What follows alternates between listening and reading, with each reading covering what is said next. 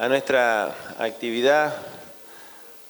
Vamos a empezar con la conferencia de Ian Parker. Yo acabo de hacer circular algunas copias de la resolución del Consejo de Facultad de Psicología en relación a la reunión del claustro para la elección del decano. Ahí están bien las razones. No los voy digamos así, a informar ahora de eso, pero están circulando por ahí. Es la tercera reunión, la definitiva. Viene el rector de la universidad para presenciar. Es un evento, digamos así, que es delicado porque es la última chance de elección del decano de la facultad. Si no, tiene que comenzar todo el proceso eleccionario de nuevo. Si no ocurre hoy, si no digamos así, si no se conjugan los astros para que hoy se resuelva,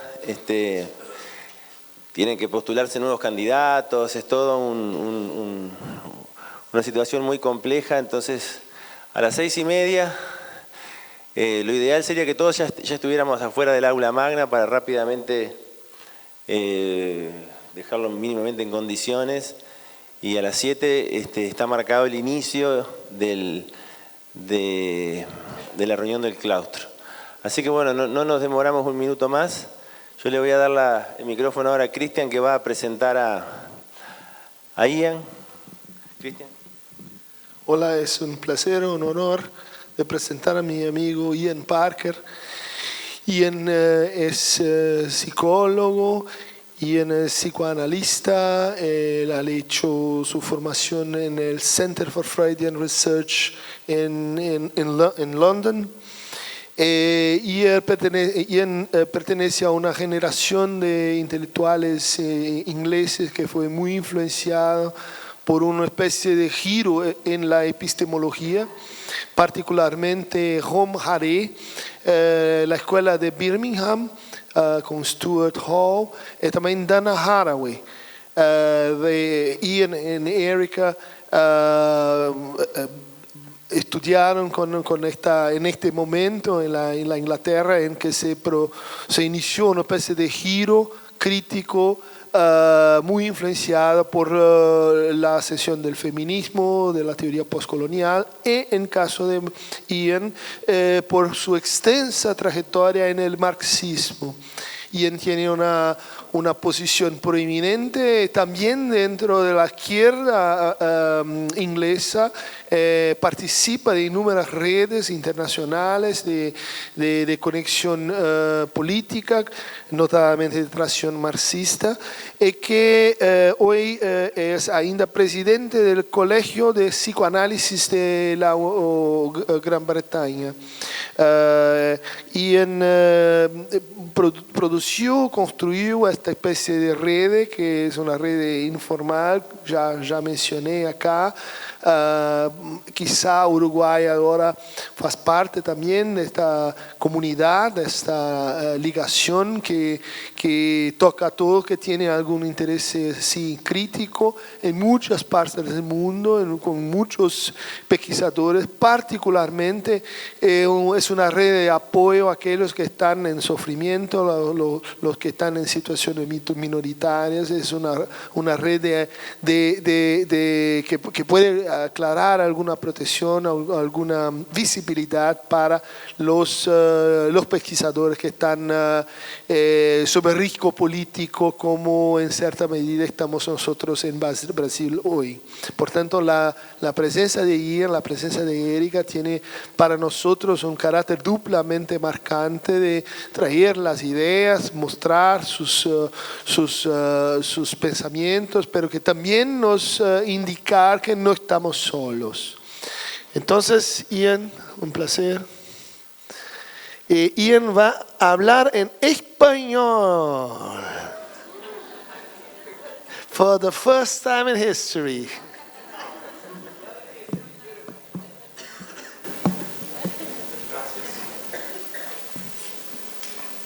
Gracias por invitarme a hablar aquí. Y gracias a David Pavón Cuellar, que corrigió la traducción de este documento al español. Este documento es parte de un proyecto político conjunto con David. Este manifiesto es para movimientos de liberación por un mundo mejor. Trata sobre la interrelación entre la miserable realidad explotadora, opresiva de la vida actual y nuestras vidas internas, nuestra psicología. El psicoanálisis capta esa íntima interconexión entre esta realidad y lo que se siente en lo profundo de cada uno de nosotros. Debemos comprender la naturaleza de esa interconexión para construir una alternativa práctica al capitalismo, el sexismo y el racismo. Nuestra tarea es reconstruir el psicoanálisis como una forma auténtica de psicología crítica. Abordaremos el papel del inconsciente, la repetición, la pulsión y la transferencia en el análisis clínico y político para abordar cuestiones de transformación subjetiva. Todos los que están bajo presión, los trabajadores en las fábricas, los campos, las calles o el hogar, necesitan apoyo práctico y emocional. Este apoyo lo necesitan sobre todo los activistas que luchan para cambiar el mundo. El psicoanálisis, una teoría y práctica de nuestras vidas mentales internas, a menudo se ha aliado con el poder, pero en realidad proporciona una crítica clínica y política de la miseria. No es algo a lo que temer, por el contrario, puede ser un arma contra el poder. Muestra cómo nuestra propia psicología está colonizada por la realidad y cómo podemos hablar y actuar contra eso en medida que nos involucramos en la propia liberación. El psicoanálisis, una aproximación psicológica crítica al sufrimiento y un tratamiento radical a principios del siglo XX, estuvo alguna vez explícitamente aliado a la izquierda. La mayoría de los psicoanalistas eran miembros o simpatizantes de los movimientos comunistas o socialistas antes de que sus propias organizaciones fueran destruidas por el fascismo en Europa y huyeran a diferentes partes del mundo. En condiciones hostiles en sus nuevos países anfitriones, se adaptaron a su nueva realidad y adaptaron el psicoanálisis, convirtiéndolo en un tratamiento adaptativo. Ahora tenemos que tomar ese núcleo histórico radical auténtico del psicoanálisis y volverlo a la vida. Del mismo modo que las condiciones de explotación y opresión que enfrentamos se construyen históricamente y así podemos ponerles fin, también se pueden cambiar nuestras formas particulares de psicología enajenadas. Esto es así a pesar de las afirmaciones de la mayoría de los psiquiatras, psicólogos y psicoterapeutas que afirman que trabajan con las propiedades esenciales e inmutables de la vida mental. El psicoanálisis, como el marxismo y otras teorías del poder y la liberación, surgió en un periodo histórico específico para resolver una serie de problemas históricamente constituidos. Se inventaron los nombres de nuestro sufrimiento y se inventó el psicoanálisis para rebelarse contra ellos, para transformarlos. Un problema clave que enfrentamos ahora es la construcción histórica de la experiencia individual aislada, la psicología separada de la naturaleza colectiva compartida de nuestras vidas como seres humanos.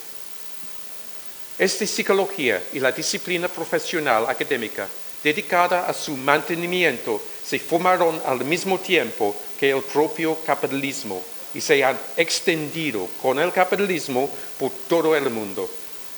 Estrechamente vinculada con un módulo médico psiquiátrico de angustia, esta psicología se ha desarrollado ahora como una herramienta psicoterapéutica para adaptar a las personas a la realidad en lugar de permitirles cambiarla.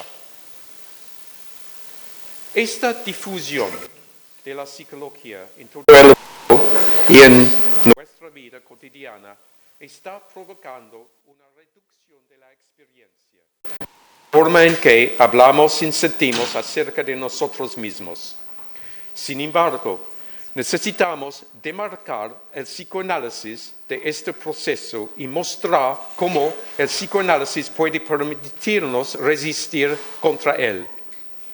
El propio psicoanálisis, debido a la historia de adaptación a la que ha estado sujeto, se ha implicado con la ideología, pero se rebela.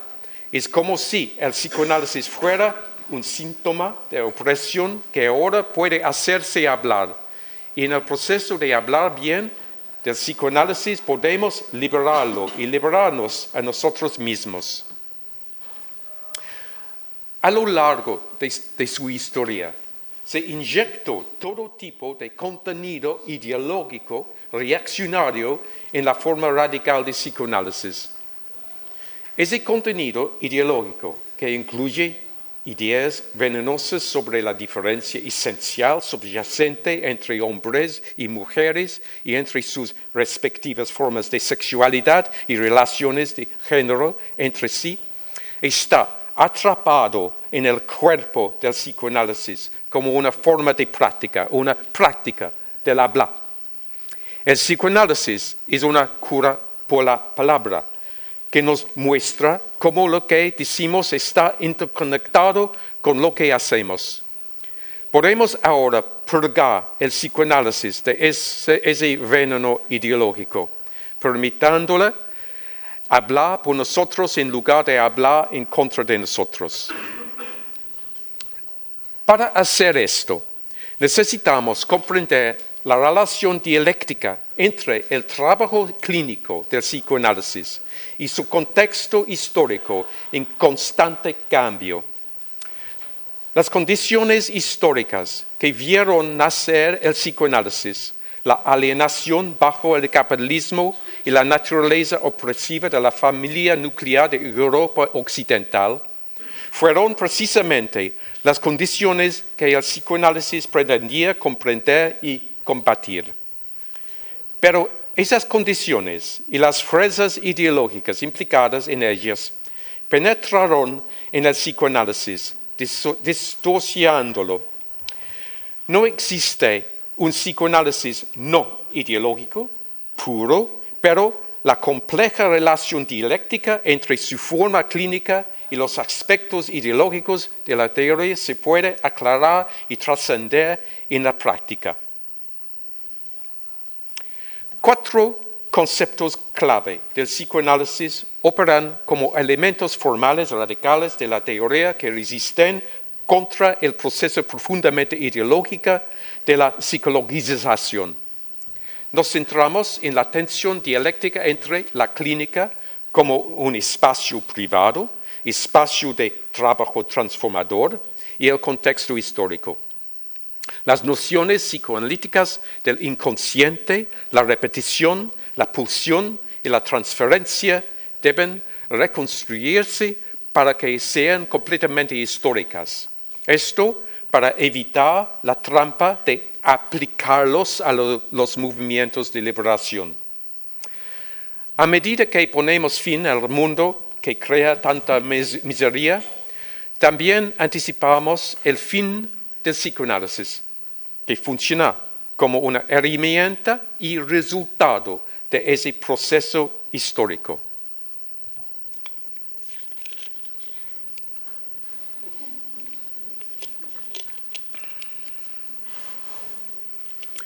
Nuestra lucha, donde quiera que esté, tiene un alcance internacional y cada lucha de liberación expande progresivamente sus horizontes para comprender cómo estamos divididos y gobernados.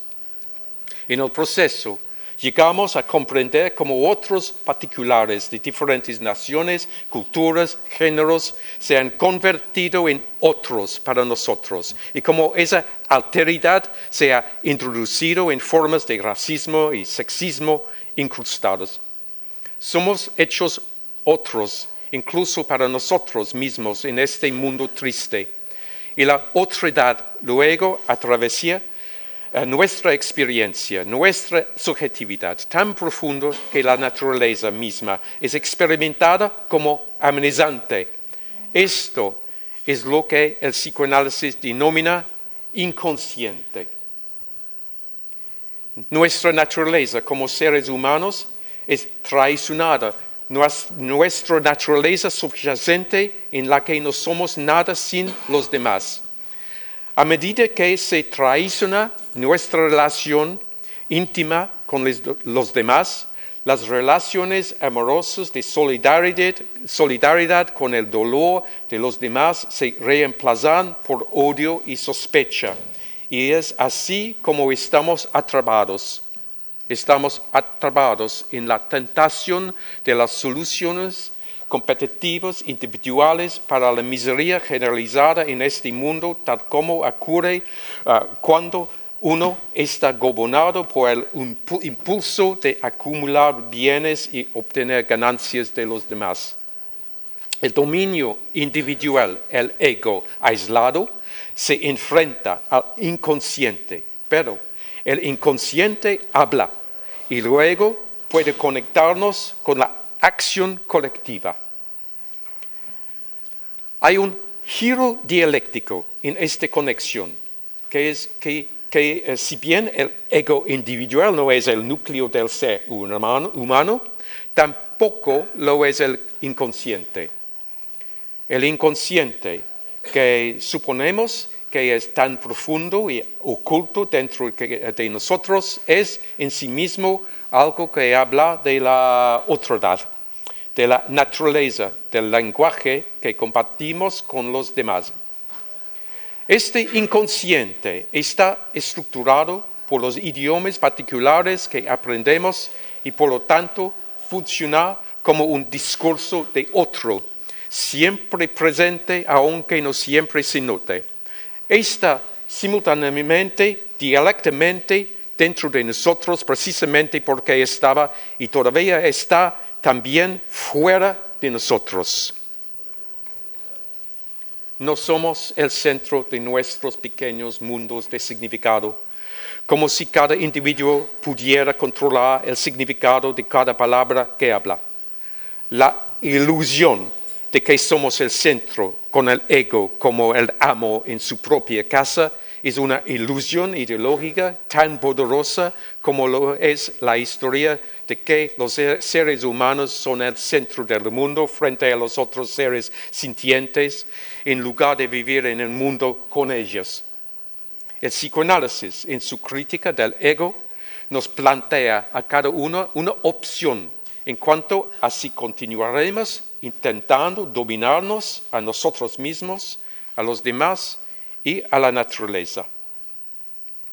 El psicoanálisis habla de alienación endémica en un mundo que reduce a los seres humanos al estado de cosas que se compran y se venden. Nos enfrentamos a otros mientras competimos para vender nuestra fuerza de trabajo. Nuestro trabajo creativo se vuelve contra nosotros como algo controlado y vendido por nuestros amos y, crucial para el psicoanálisis, nuestra relación con nuestros propios cuerpos se pervierte.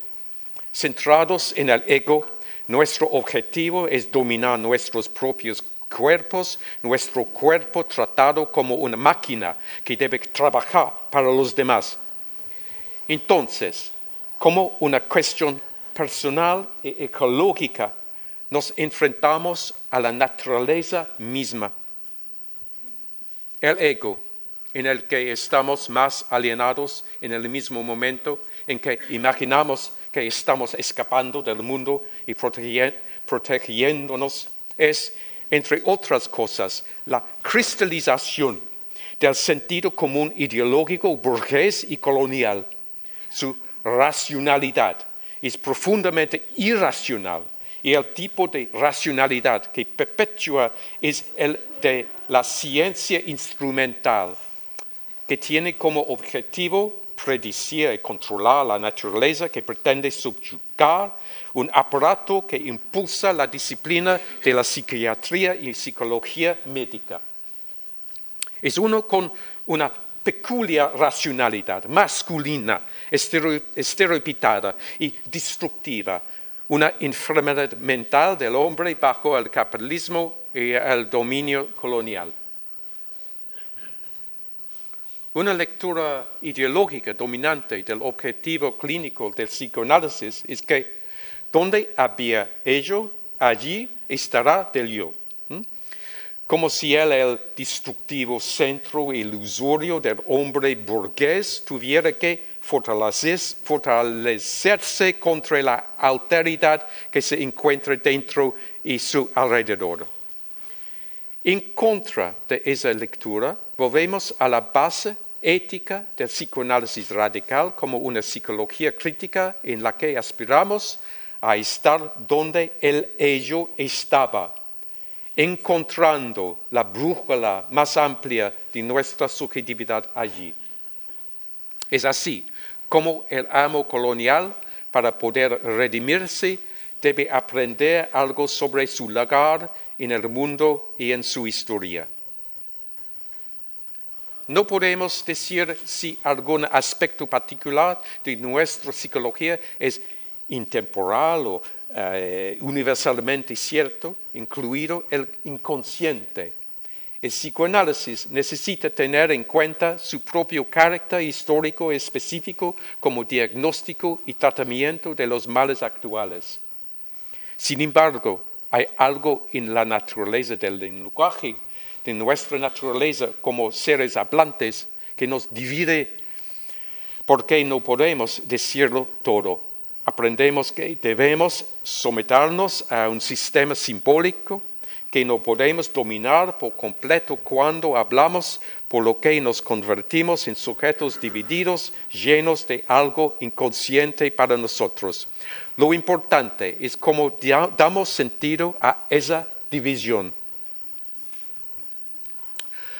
Lo que sí sabemos con lo que funciona el psicoanálisis es que el sentido que tenemos de nuestra división subjetiva está lleno de contenido ideológico, al igual que el inconsciente mismo.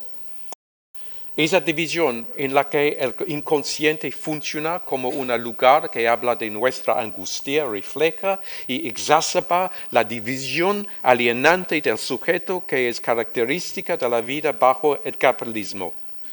Del capitalismo y las formas de gobierno que lo acompañan, del patriarcado como el gobierno del hombre sobre la mujer y del colonialismo como la división racista entre una civilización aparentemente racional y la patologización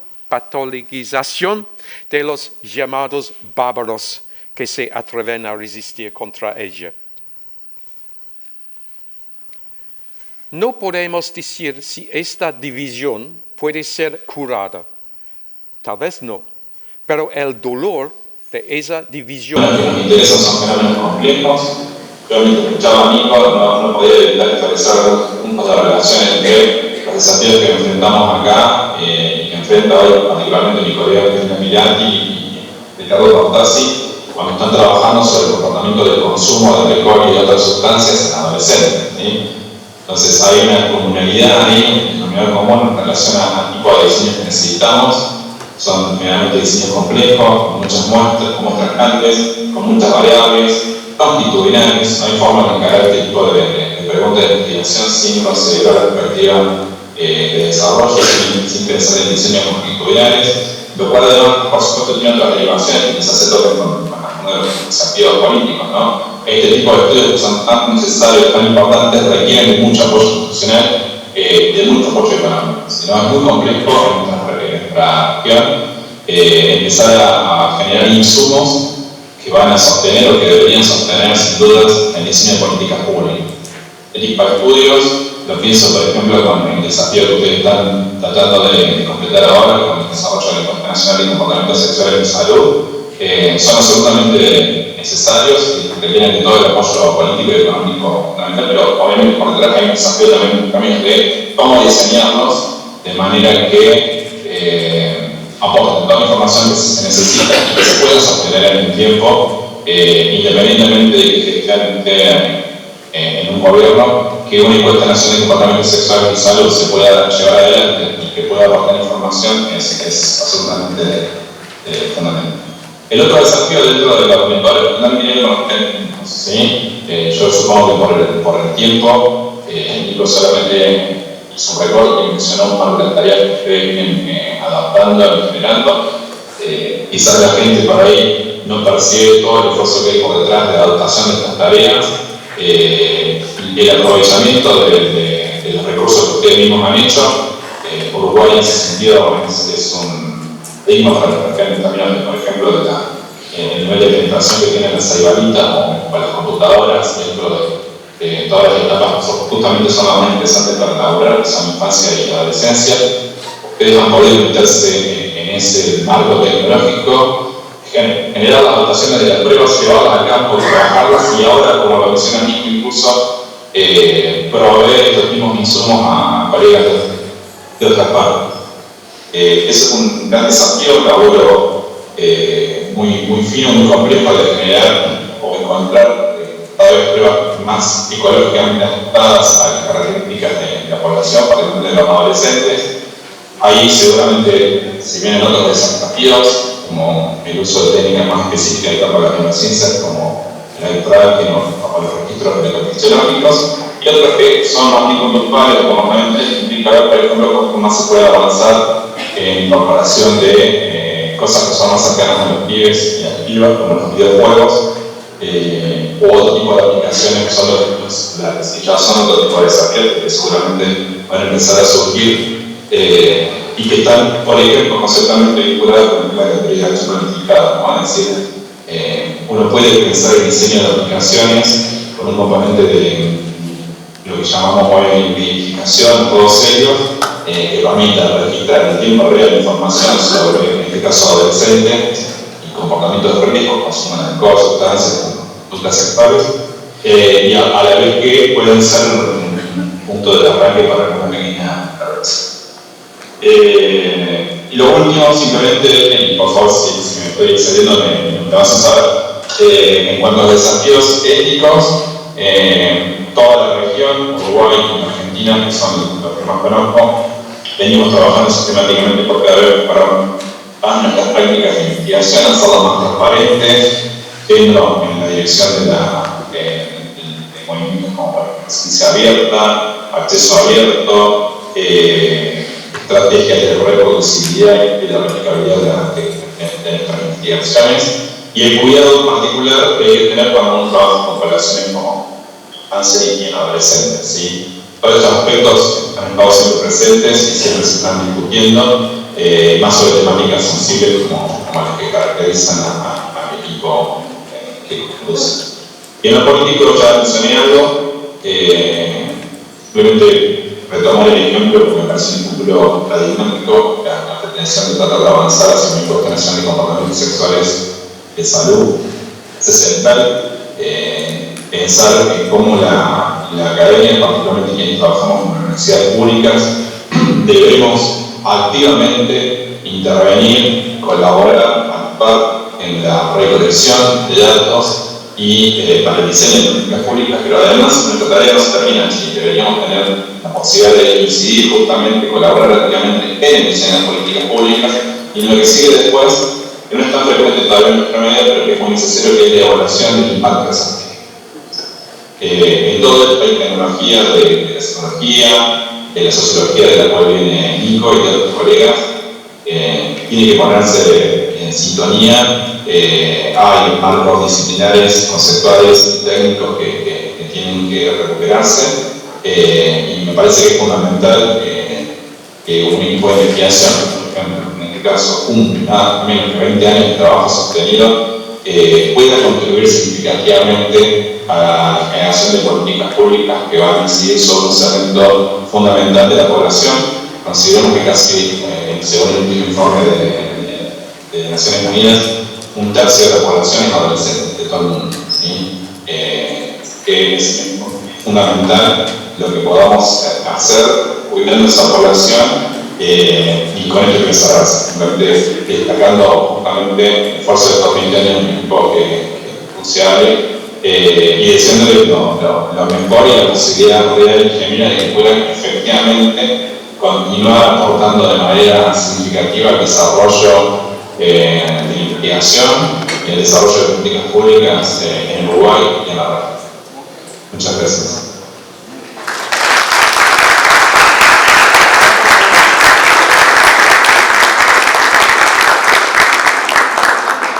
Hola. Gracias, Juan Carlos. Muchas gracias por tu comentario.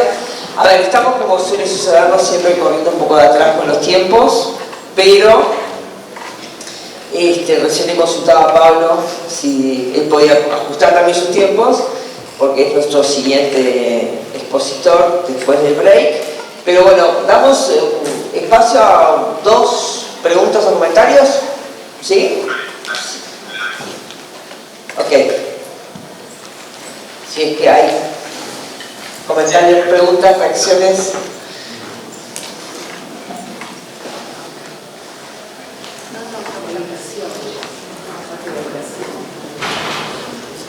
Voy a darle el micrófono acá. ¿Puede presentarse?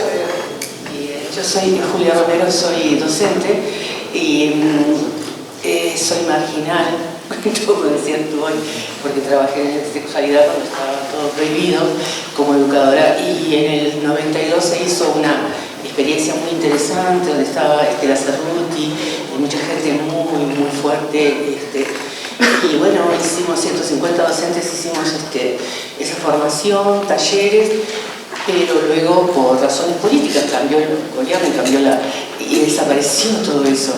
Y seguimos los que estábamos formados, seguimos descalzos, como decíamos, y trabajando porque estábamos con esa vida de hacer trabajo, pero clandestinamente, como decías tú hoy, sin ningún apoyo. Entonces quería saber si está prevista esa conexión, porque es muy interesante este trabajo y felicito a la facultad. ¿Alguna otra pregunta o comentario? Y así respondemos un poco.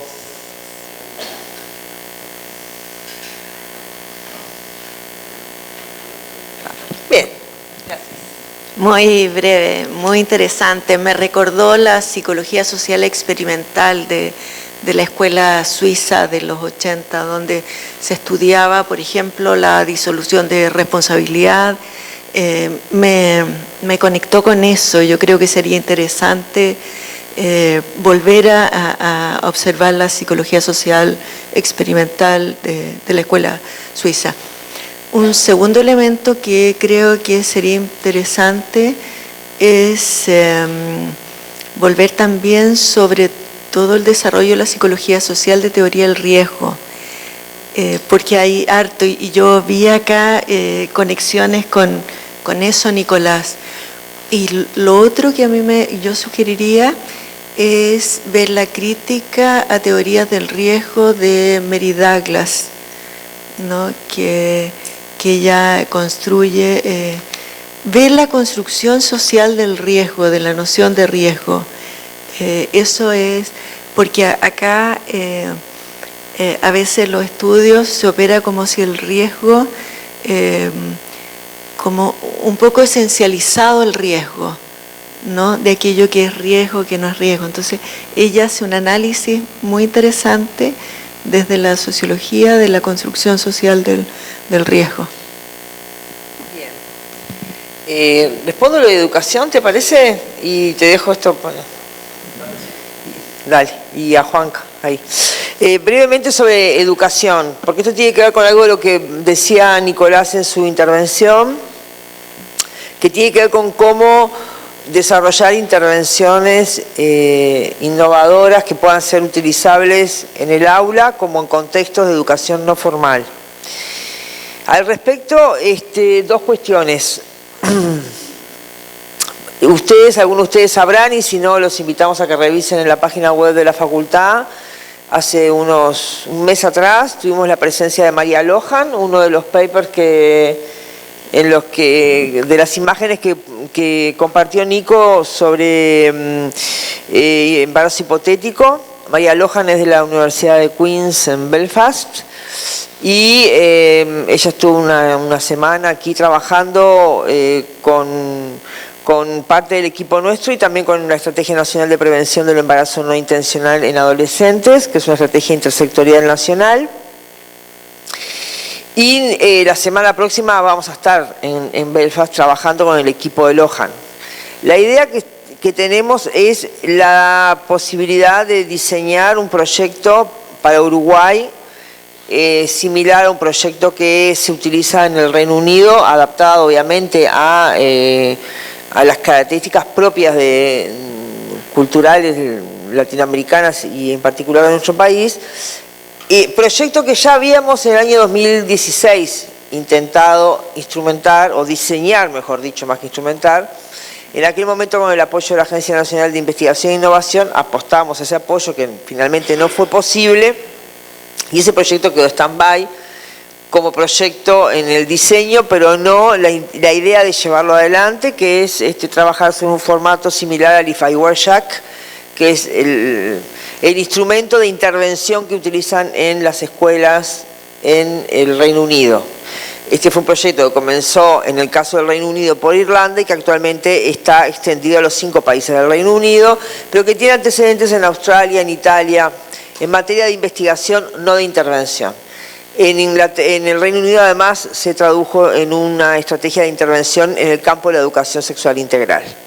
Entonces, la idea nuestra es trabajar en esa posibilidad como una propuesta de intervención en el sistema educativo uruguayo en el contexto de la educación sexual integral. Eso por un lado.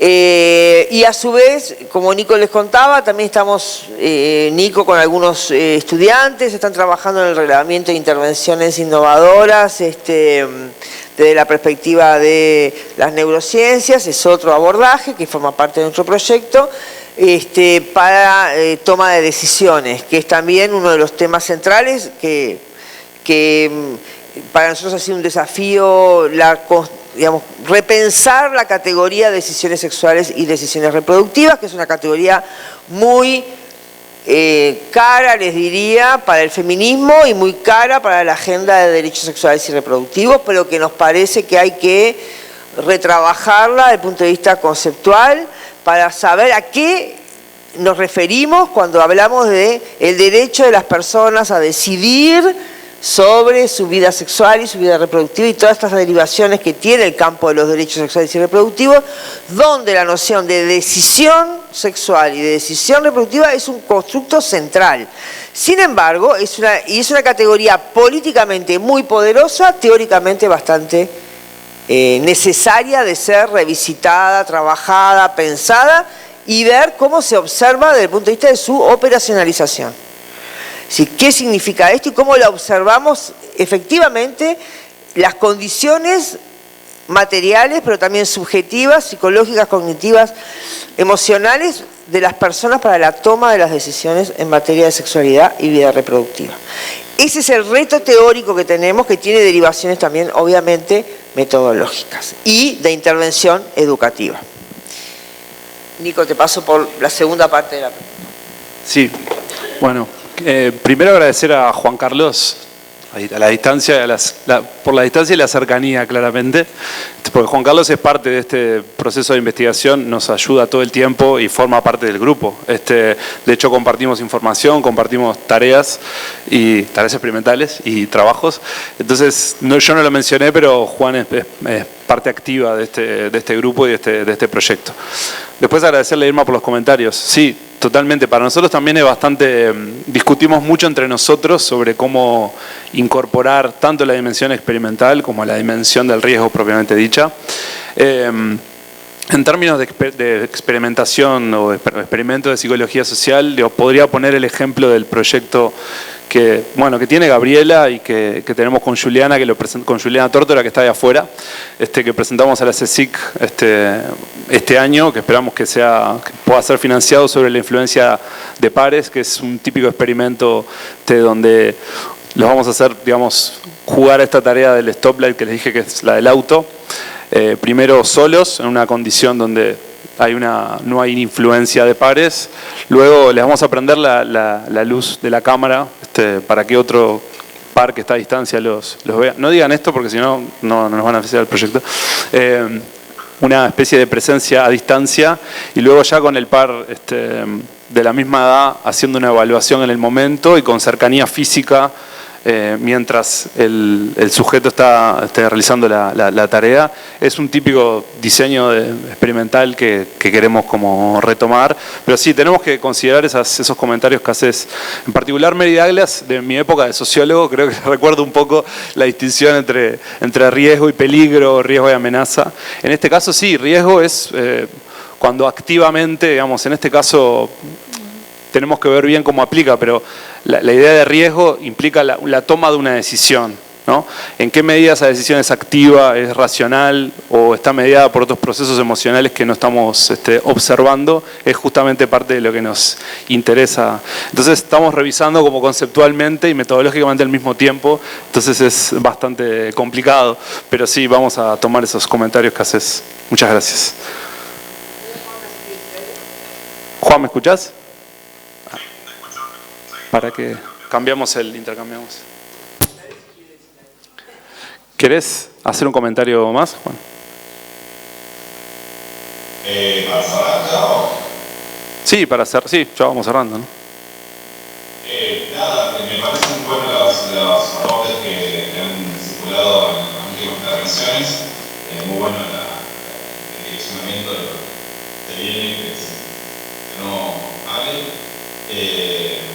Me da mucho gusto, hacía mucho que no escuchaba, que alguien recomiende recuperar las contribuciones de la psicología social experimental. ¿Sí? Es sumamente infrecuente eso en nuestra región, sumamente importante. ¿Sí? De hecho, como dato de color, simplemente mencionar que aquí en la Facultad de Psicología de la Universidad Nacional de Córdoba estamos discutiendo la modificación del plan de estudio y los contenidos sobre psicología social experimental son muy escasos, casi totalmente invisibilizados. Es una picardía porque uno de los campos disciplinarios que más ha contribuido al desarrollo de la psicología en general, no solamente conceptualmente, sino incluso metodológicamente. Así que me alegro mucho que haya aparecido en este contexto.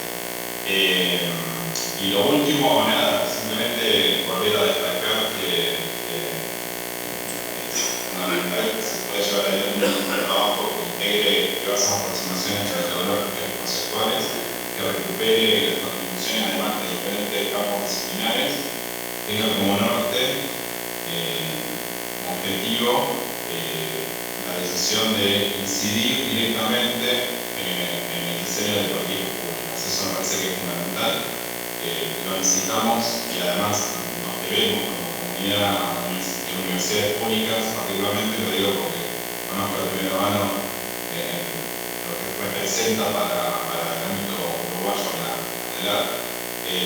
bueno, nada, no se puede no tener un rol protagónico en la generación de insumos, en la generación de recursos humanos y en la aportación de soluciones empíricamente avanzadas, y como le gusta decir un amigo común de la casa y nosotros, Luciño y Miguel, consensuadas o acordadas también con la comunidad destinataria de ese país. Nada, creo que tienen un gran trabajo por delante, vienen haciendo un excelente trabajo y espero que sigan así. Felicitamos a todos y nada, quedo a su disposición para, como dicen ustedes, sus órdenes para lo que necesiten. Un abrazo grande desde Córdoba.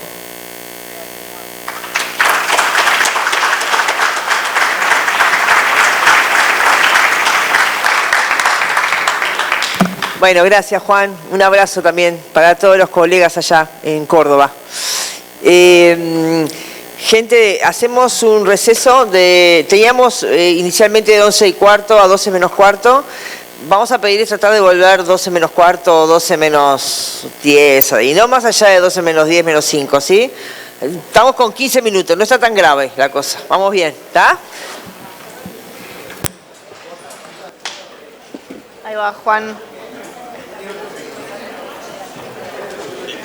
¿Listo? Está toda la gente acá levantándose. Ahí para que te llamo a Nico. Dale.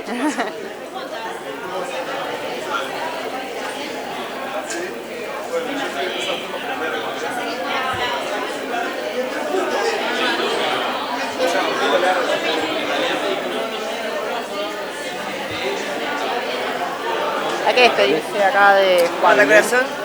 ¿Esto qué es? Juan.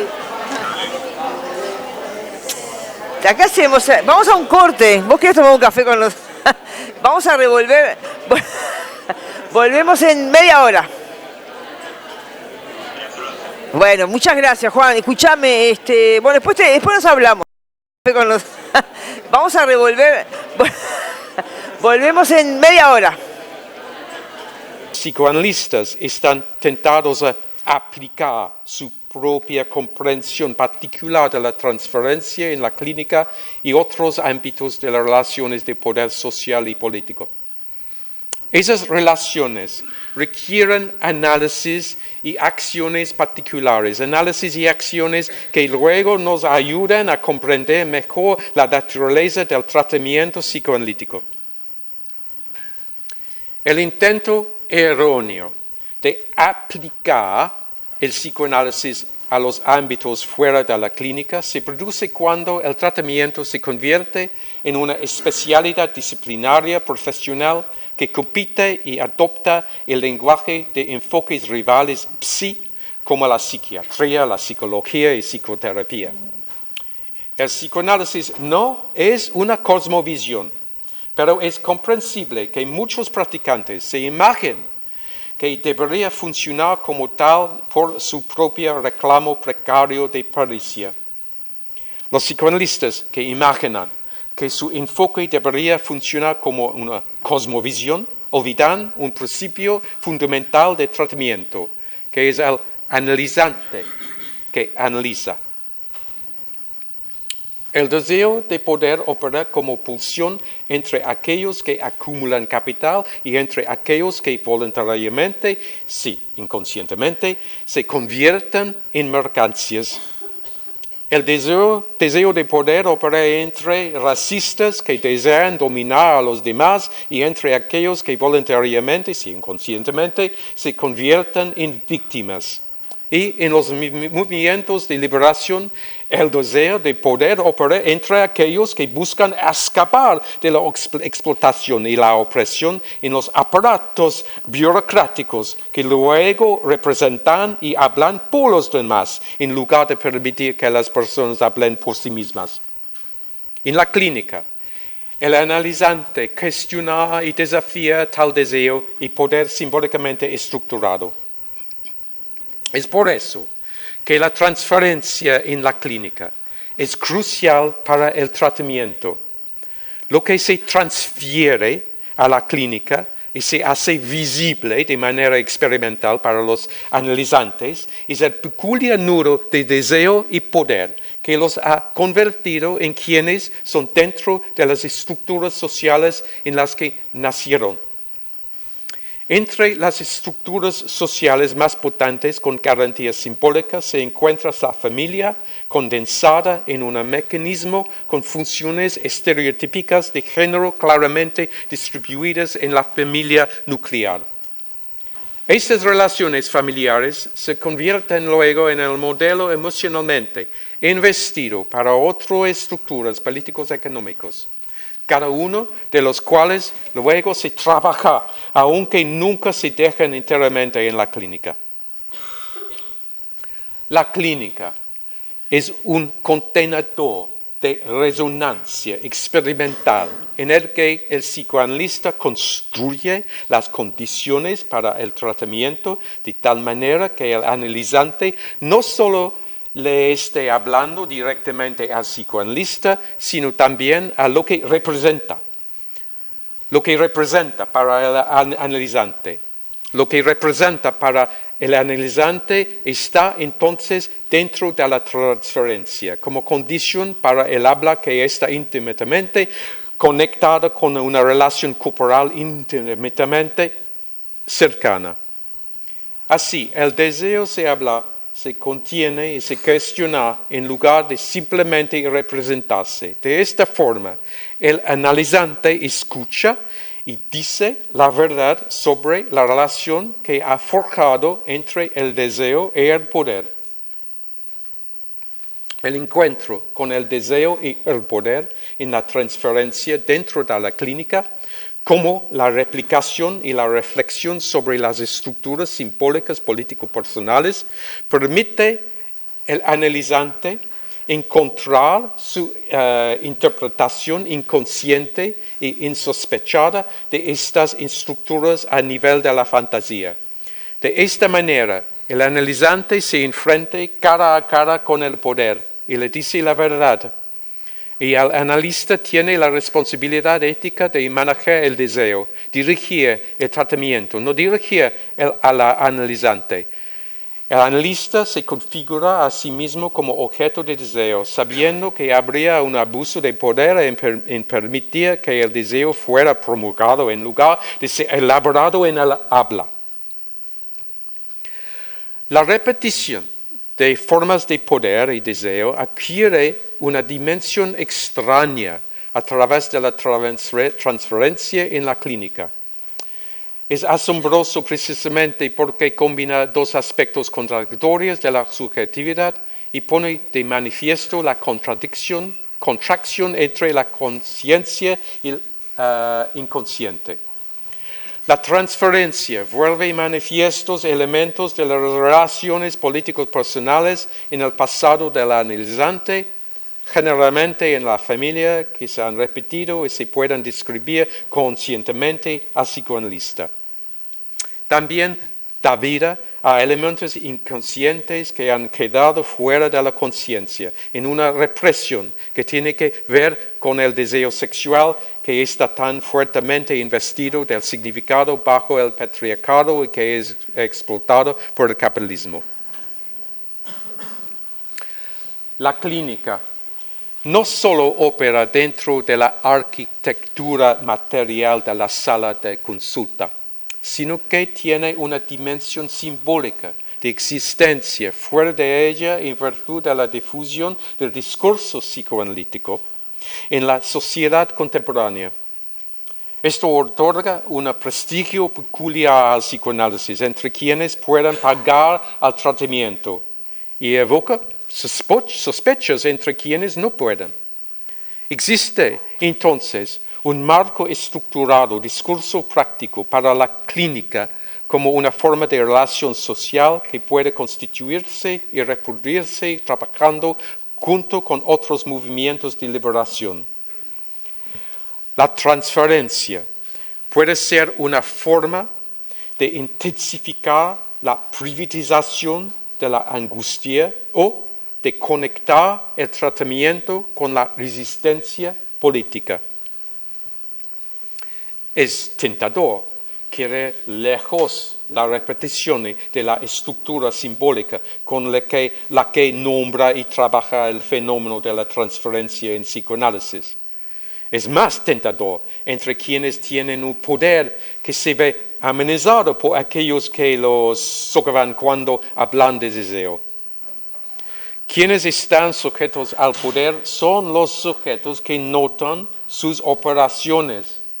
Aquí el punto de vista en la política feminista da voz a lo que hablamos en el psicoanálisis, lo que nos permite contrastar mejor la tiranía de la falta de estructura, la ilusión de que existe una comunicación pura e inmediata, evasión ideológica, imaginaria de la contradicción política. Siempre hay estructura en la clínica, en la política. La transferencia es, por lo tanto, una forma, en el dominio limitado particular de la clínica psicoanalítica, de condensar, aprovechar y trabajar a través de la repetición de significantes en la vida de un individuo y la repetición de patrones de comportamiento, estructuras de acción. Trabajar a través de la transferencia en la clínica conceptualizada como un nudo singular, peculiar del poder y el deseo, abre el espacio para la libertad limitada de expresión y para la libertad de movimiento. Pero el potencial para esta libertad abierta por la clínica solo puede realizarse fuera de la clínica, en la actividad político-personal, cuando lo privado se vuelve público, colectivo y transformador.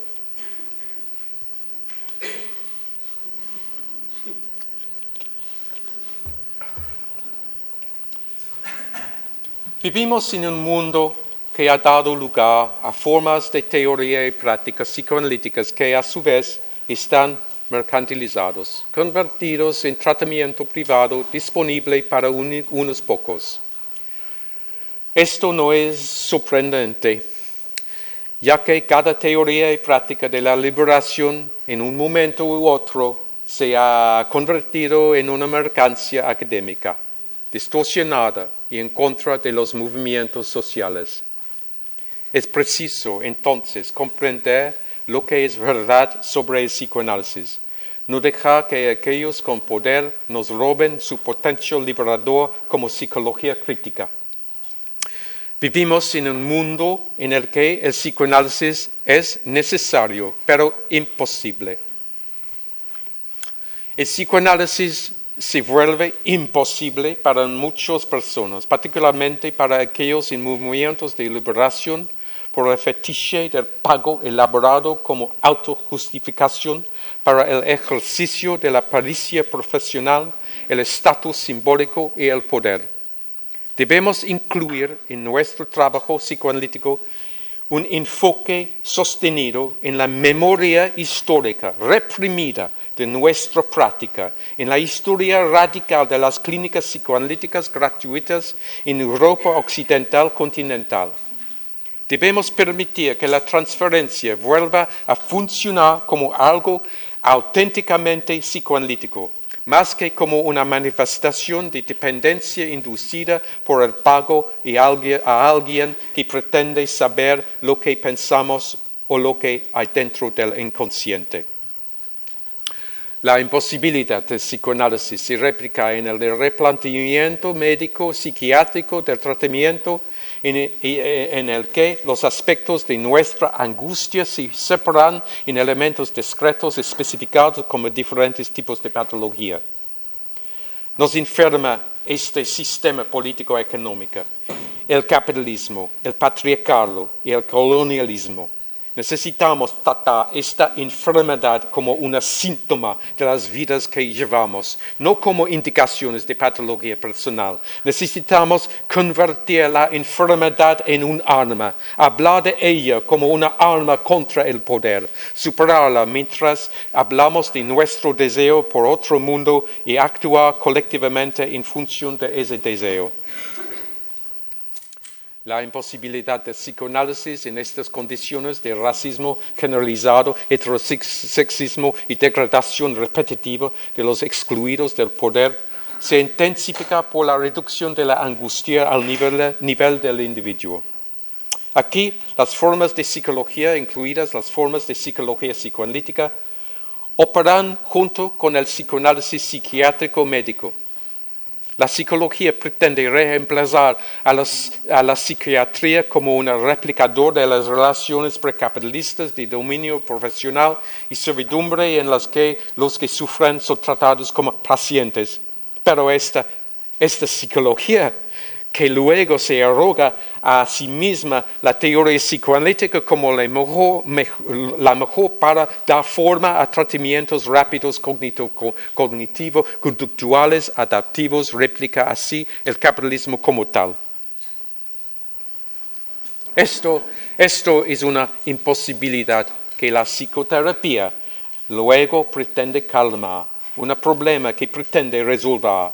Es una instancia de la tiranía de la falta de estructura, que promete una cura para la angustia en un mundo que está estructuralmente organizado en torno a la alienación.